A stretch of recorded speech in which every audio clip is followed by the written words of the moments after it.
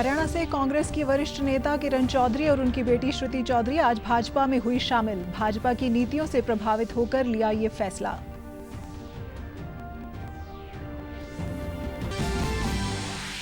चंडीगढ़ प्रशासक के सलाहकार ने आगामी मानसून सीजन के दौरान शहर में जल भराव की समस्या को कम करने के मद्देनजर तैयारियों के बारे में समीक्षा बैठक की।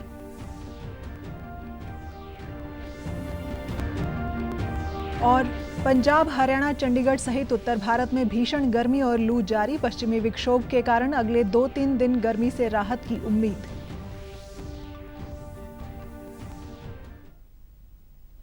नमस्कार, चंडीगढ़ से आपका स्वागत है। मैं हूं निधि मुंजाल। अब समाचार विस्तार से। हरियाणा विधानसभा चुनाव से पहले कांग्रेस को बड़ा झटका लगा है। हरियाणा से कांग्रेस की वरिष्ठ नेता और पूर्व मुख्यमंत्री चौधरी बंसीलाल की पुत्रवधू किरण चौधरी और उनकी बेटी श्रुति चौधरी आज भाजपा में शामिल हो गई हैं।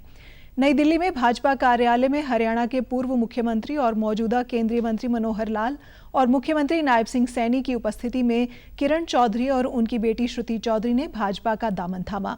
इससे पहले कल किरण चौधरी और श्रुति ने कांग्रेस की प्राथमिक सदस्यता से त्यागपत्र दे दिया। 4 बार विधायक रह चुकी किरण चौधरी ने कहा कि प्रधानमंत्री मोदी और भाजपा की नीतियों से प्रभावित होकर वे भारतीय जनता पार्टी में शामिल हो रही हैं। उन्होंने कहा कि हरियाणा कांग्रेस की राजनीति से नाराज होकर भी उन्होंने ये फैसला लिया है। उन्होंने कहा कि भाजपा, विशेषकर प्रधानमंत्री ने जो विकसित भारत का संकल्प लिया है, उसे पूरा करने के लिए वे भाजपा की नीतियों के अनुसार मिलकर काम करेंगी। मैंने पिछले 10 साल में विधानसभा के अंदर बहुत तल्खियां हमारे बीच में होती थी, लेकिन मैंने हमेशा देखा कि इतनी सहनशीलता, इतना जबरदस्त पकड़ अपने सभी कार्यों के ऊपर जो इनका रहा है और जिस प्यार और मान सम्मान के साथ सबके साथ पेश आए हैं। श्रुति चौधरी ने कहा कि उन्हें भाजपा में शामिल होकर खुशी हो रही है और वे अपने समर्थकों के साथ मिलकर प्रदेश में भाजपा को और मजबूत करने का कार्य करेंगी। कि माननीय प्रधानमंत्री जी से प्रेरित होकर जिन्होंने हमारे देश के भलाई के लिए ऐतिहासिक फैसले लिए हैं और उसके कारण पूरे विश्व में भारत का नाम और भी चमकाया है। हरियाणा के मुख्यमंत्री नायब सिंह सैनी और पूर्व मुख्यमंत्री व मौजूदा केंद्रीय मंत्री मनोहर लाल ने किरण चौधरी और श्रुति चौधरी का भाजपा में शामिल होने पर स्वागत किया और कहा कि एक परिवार की तरह मिलकर सभी प्रदेश में भाजपा को मजबूत करेंगे। किरण चौधरी जी का बहुत बहुत स्वागत और धन्यवाद करता हूं और एक विश्वास दिलाता हूं प्रदेश के मुखिया के नाते भी, पार्टी के मुखिया के नाते भी, कि किरण चौधरी जी और श्रुति चौधरी जी भारतीय जनता पार्टी एक परिवार के नाते हम मिलकर के हरियाणा को मजबूत करने के लिए काम करेंगे। क्योंकि मेरा परिचय बहन किरण जी से, श्रुति जी से तो इतना ज्यादा परिचय पहले नहीं था, लेकिन अभी हुआ। लेकिन किरण जी से परिचय उस समय से जब चौधरी बंसीलाल जी के साथ हम मिलकर के काम करते थे। इनका पार्टी की ओर से, हरियाणा की ओर से दिल से हार्दिक स्वागत करता हूं कि इन्होंने बड़े परिवार में अपने आप को शामिल किया है।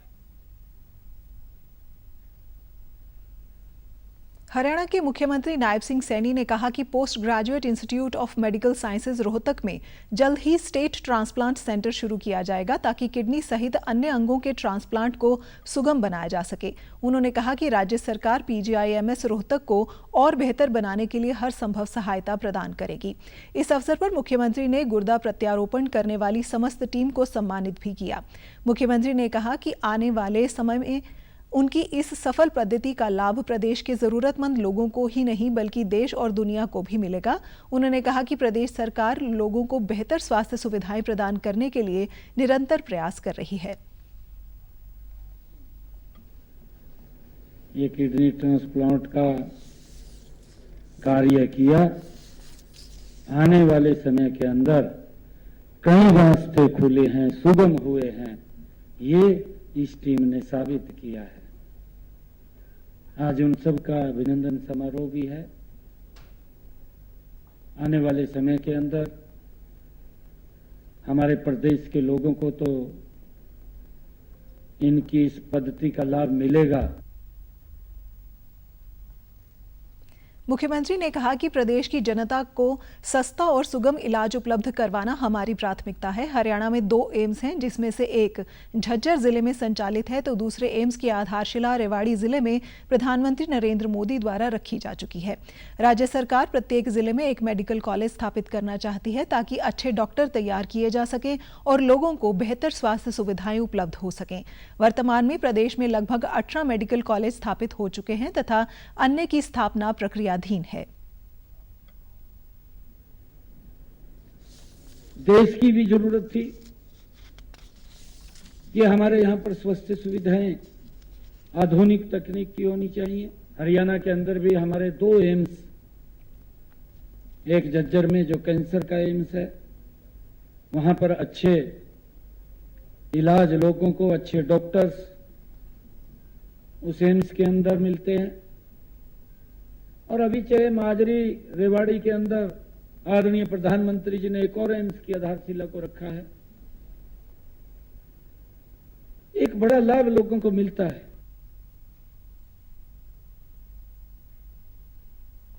पंजाब सरकार के कैबिनेट मंत्री गुरमीत सिंह मीत हेयर के नाम के आम आदमी पार्टी के प्रत्याशी के तौर पर संगरूर लोकसभा सीट पर विजयी होने के बाद कल विधायक के तौर पर त्यागपत्र दे दिया। मीत हेयर ने पंजाब विधानसभा के अध्यक्ष कुलतार सिंह संधवा के नाम अपना त्यागपत्र भेज दिया है। इससे पहले 3 विधायकों द्वारा दिए गए इस्तीफे स्पीकर ने स्वीकार कर लिए हैं। पंजाब से नए बने सांसदों के कारण पंजाब में शीघ्र ही 4 विधानसभा क्षेत्रों में उपचुनाव हो सकते हैं। इसके अतिरिक्त जालंधर पश्चिम की आरक्षित सीट के उपचुनाव के मद्देनजर भी राज्य में राजनीतिक सरगर्मियां जोरों पर हैं। इस चुनाव के लिए 21 जून नामांकन पत्र दाखिल करने का अंतिम दिन है। भाजपा और आम पार्टी की ओर से अपने अपने प्रत्याशियों की घोषणा की जा चुकी है। कांग्रेस, अकाली दल और बसपा द्वारा प्रत्याशी घोषित करने बाकी हैं।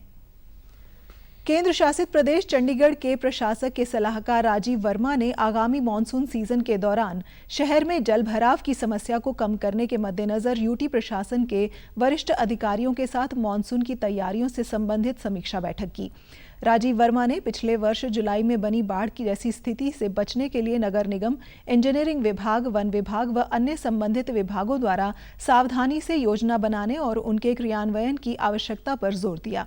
बैठक में डिप्टी कमिश्नर विनय प्रताप ने बताया कि पिछले वर्ष 9 और 10 जुलाई को चंडीगढ़ में 48 घंटों के भीतर लगभग 450 मिलीमीटर वर्षा हुई, जो शहर की औसतन वार्षिक वर्षा का 40% है, जिसके कारण बाढ़ जैसे हालात पैदा हुए। उन्होंने बताया कि शहर में इस वर्ष ऐसी समस्या को रोकने के लिए 3 प्राकृतिक नालों सुखना चो, एन चो और पटियाला की राव की सफाई का काम चल रहा है और वह इस माह 30 जून तक पूरा कर लिया जाएगा।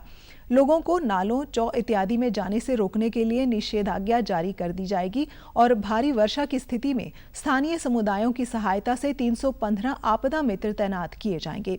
सड़कों के धंसने, पेड़ों के उखड़ने और बिजली लाइनों के व्यवधान को तुरंत दूर करने के लिए टीमें बनाई गई हैं। निचले स्तर के जलमार्गों को मजबूत किया जा रहा है।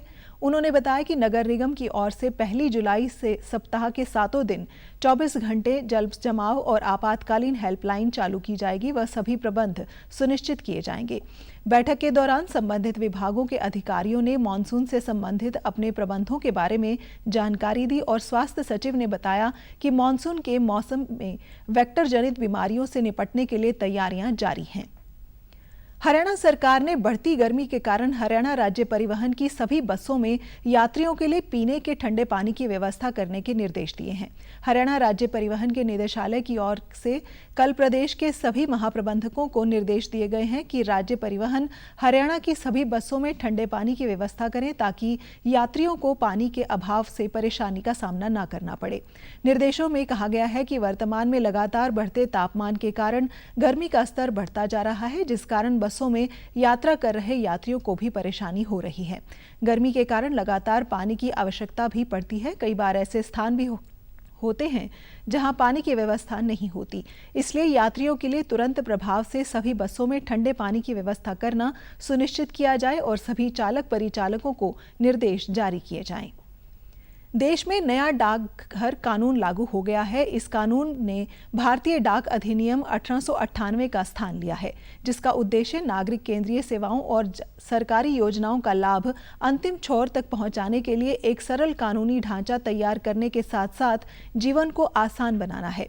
नए कानून में डाकघर के पहले की तरह चिट्ठियां इकट्ठी करने व उसके बाद प्रोसेसिंग और वितरण के विशेषाधिकार वर्तमान परिस्थितियों को देखते हुए अब खत्म कर दिए गए हैं। इसके साथ ही मिनिमम गवर्नेंस, मैक्सिमम गवर्नेंस, इस लक्ष्य के साथ नए कानून को कोई दंडात्मक प्रावधान नहीं किया गया है। अधिनियम में यह भी कहा गया है कि डाक सेवा महानिदेशक को भारतीय डाक का प्रमुख नियुक्त किया जाएगा। उसके पास सेवाओं के शुल्क और डाक टिकटों की आपूर्ति सहित विभिन्न मामलों पर नियम बनाने की शक्तियां होंगी। पिछले साल दिसंबर में डाकघर विधेयक पारित हुआ था। 21 जून को मनाए जाने वाले 10वें अंतर्राष्ट्रीय योग दिवस के मुख्य कार्यक्रम का आयोजन श्रीनगर में होगा। केंद्रीय आयुष राज्य मंत्री प्रतापराव यादव ने कल एक प्रेस वार्ता के दौरान ये जानकारी दी। उन्होंने बताया कि शेरे कश्मीर कन्वेंशन सेंटर में योग दिवस के कार्यक्रम का आयोजन होगा, जिसमें प्रधानमंत्री नरेंद्र मोदी भी हिस्सा लेंगे। गौरतलब है कि इस बार के योग दिवस का थीम स्वयं और समाज के लिए योग है। श्रीनगर में अपनी निर्धारित तिथि 21 जून 2024 को मनाया जाएगा। देश के प्रधानमंत्री श्री नरेंद्र मोदी जी जनमानस के साथ कॉमन योग प्रोटोकॉल के अनुसार सामूहिक योगाभ्यास करेंगे। आयुष मंत्रालय के सचिव राजेश कोटेचा ने बताया कि इस साल योग विद फैमिली वीडियो कॉन्टेस्ट चल रहा है। MyGov पोर्टल पर द्वारा लोग इस प्रतियोगिता में हिस्सा ले सकते हैं। उन्होंने बताया कि अंतर्राष्ट्रीय योग दिवस के बारे में गूगल मैप के साथ करार हुआ है और लोग गूगल मैप से घर के पास योग केंद्र के बारे में पता भी लगा सकेंगे। इस दौरान मंत्रालय ने एक योग गीत भी लॉन्च किया। समाज, देश, विश्व और संपूर्ण मानवता को जोड़ता देश देश का पथदर्शन, अंतर्मन का नवसर्जन, विश्व एक परिवार ने योग को किया है जन जन के जीवन का हिस्सा है योग। 21 जून 2024 को है 10वां अंतर्राष्ट्रीय योग दिवस। इस बार योग दिवस की थीम है स्वयं और समाज के लिए योग। आइए हर गांव, हर शहर में योग उत्सव मनाएं। इस वैश्विक अभियान को सफल बनाएं। चंडीगढ़ के सेक्टर 26 की मंडी की साफ सफाई और स्वच्छता बनाए रखने के लिए चंडीगढ़ मार्केट कमेटी ने दोपहर 12 बजे से 2 बजे तक रोजाना मंडी बंद रखने की घोषणा की है। मार्केट कमेटी के अनुसार सेक्टर 26 की अनाज, फल व सब्जी मंडी तत्काल प्रभाव से प्रतिदिन दोपहर में 2 घंटे बंद रहेगी। इस समय के दौरान किसी भी बिक्री या खरीद गतिविधि की अनुमति नहीं होगी और किसी भी वाहन को मंडी में प्रवेश करने की अनुमति नहीं दी जाएगी। कमेटी ने कहा कि ये निर्णय लोगों और वाहनों की निरंतर आवाजाही के बारे में दिक्कतों के कारण लिया गया है, क्योंकि सफाई कार्यों में बाधा उत्पन्न होती है। मौजूदा गर्मी के चलते सार्वजनिक आवाजाही कुछ कम होने के कारण दोपहर 12 बजे से 2 बजे तक का समय मंडी बंद करने के लिए चुना गया है और इस प्रयास से बाजार की स्वच्छता सुनिश्चित करने में मदद मिलेगी।